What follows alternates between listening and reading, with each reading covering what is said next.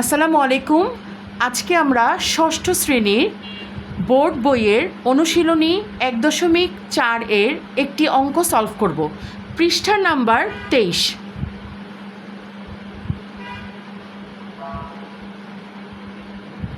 অনুশীলনী 1.4 পৃষ্ঠা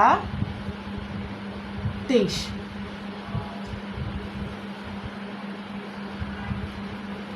অঙ্ক নাম্বার 8।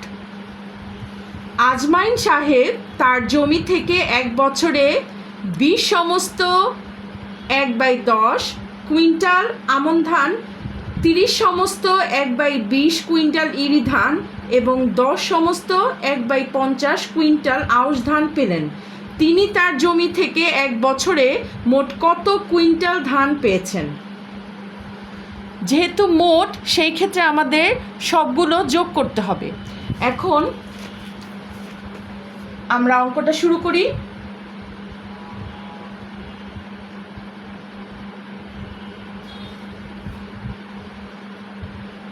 আজমাইন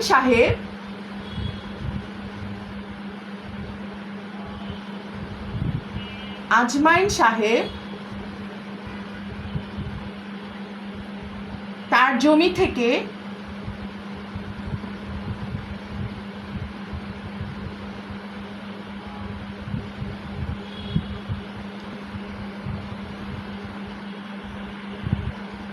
এক বছরে মোট ধান পেয়েছেন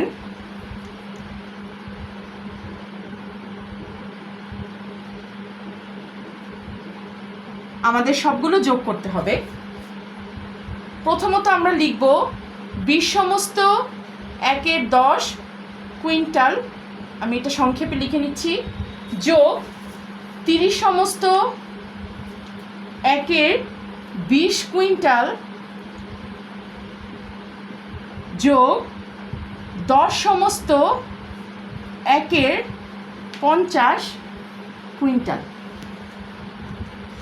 এখানে দেখা যাচ্ছে প্রত্যেকটাই অপ্রকৃত মিশ্র ভগ্নাংশ।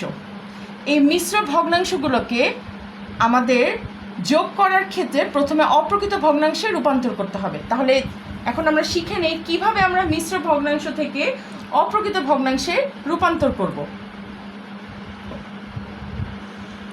নিচের হরটা একই থাকবে, এটার কোনো পরিবর্তন হবে না। 20 গুণ হর আর উপরে যে একটা ছিল সেটা যোগ হয়ে যাবে, যোগ। ঠিক একইভাবে নিচের হরটা অপরিবর্তিত থাকবে, 30 গুণ 20, মানে পাশাপাশি এই আড়াআড়িভাবে দুটো সংখ্যা গুণ হবে, যোগ 1, এই যে এই একটা, যোগ নিচের হরটা 1 থাকবে, 50, 10 গুণ 50 যোগ 1। এটাকে আমরা পুরোটাকে ব্র্যাকেটে নিয়ে নিতে পারি, কুইন্টালটা এখানে লিখবো, আমি সংক্ষেপে লিখে নিলাম। নিচে 10 একই থাকবে, তাহলে 20 গুণ 10 হচ্ছে 200, যোগ 1, এখানে হবে 201, যোগ নিচে হর হচ্ছে 20 গুণ 30 গুণ 20 হচ্ছে 600, যোগ 1, 601, যোগ নিচে 50, 10 গুণ 50 500, আর সাথে 1 যোগ হয়ে যাচ্ছে 501। ব্র্যাকেটের বাইরে আমরা একত্রে কুইন্টাল লিখে দিলাম।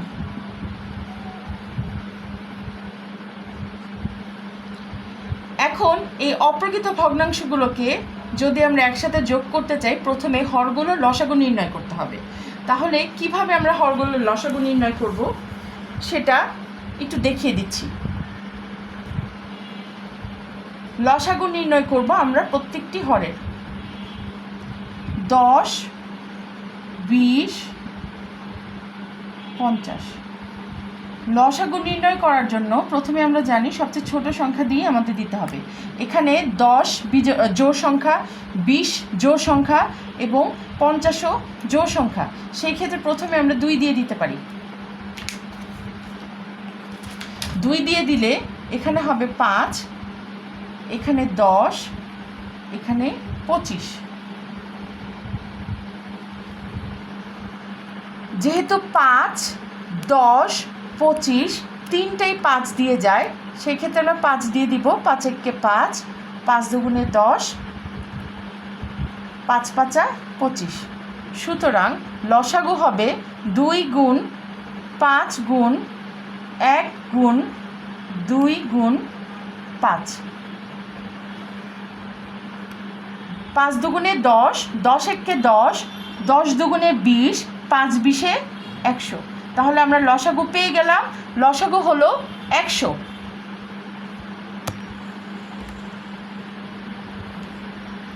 লসাগু হলো 100। তাহলে এই যে 100 আমরা লসাগু পেলাম, এই 100কে আমরা ভাগ করব 10 দিয়ে। যেহেতু এই লসাগু 100 যে আমরা পেলাম, এটাকে আমরা 10 দিয়ে ভাগ করব। 10 দিয়ে 100কে ভাগ করলে হয় 10। এই 10-এর সাথে আমরা গুণ করব 201কে। 10 দিয়ে যদি 201কে গুণ করি তাহলে আমরা পাবো 2010। আবার একইভাবে 20 দিয়ে 100কে ভাগ করতে হবে। প্রথমে ভাগ করার পর আমরা যে উত্তরটা পাবো সেটাকে লবের সাথে গুণ করতে হবে। 20 দিয়ে 100কে ভাগ করলে আমরা পাচ্ছি 5। 5 দিয়ে যদি আমরা 601কে গুণ করি তাহলে উত্তর হবে 3005।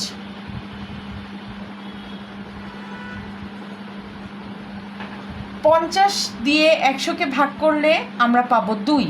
এই 501-এর সাথে যদি 2 গুণ করি তাহলে হয়ে যাচ্ছে 1002। তাহলে নিচের হরটা অপরিবর্তিত থাকবে।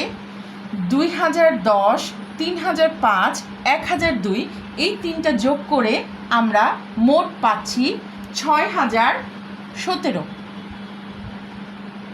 এখানে দেখা যাচ্ছে এই 6017 নিচে 100, তার মানে লব পেয়েছি 6017, নিচে হর 100। এটি একটি অপ্রকৃত ভগ্নাংশ। তো যেহেতু আমাদের প্রশ্নে দেয়া ছিল মিশ্র ভগ্নাংশ, এই অপ্রকৃত ভগ্নাংশকে, তাহলে এখন আমাদের মিশ্র ভগ্নাংশে রূপান্তর করতে হবে। কিভাবে আমরা অপ্রকৃত ভগ্নাংশকে মিশ্র ভগ্নাংশে রূপান্তর করব সেটা হচ্ছে 100 দিয়ে 6017কে ভাগ করতে হবে। তাহলে আমরা দেখি কিভাবে আমরা ভাগটা করে নিব।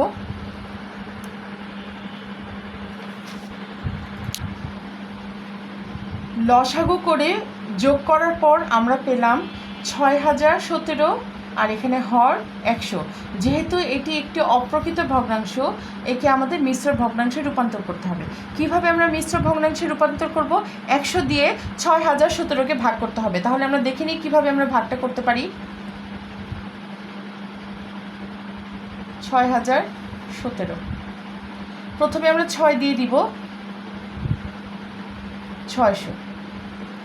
এই 1 বিয়োগ করার পর নামলো, কিন্তু 100-র চেয়ে ছোট, তাহলে এই 7টাও আমাদের নামাতে হবে। সেই ক্ষেত্রে প্রথমে একটা শূন্য দিব, তারপরে 7টা আমরা নামাবো। কিন্তু এই 17 100-র চেয়ে ছোট। আমরা এটাকে যদি মিশ্র ভগ্নাংশে করতে চাই তাহলে আমাদের উত্তর হবে 60 সমস্ত 17/100। তাহলে উত্তর 60 সমস্ত 17/100 শেষ।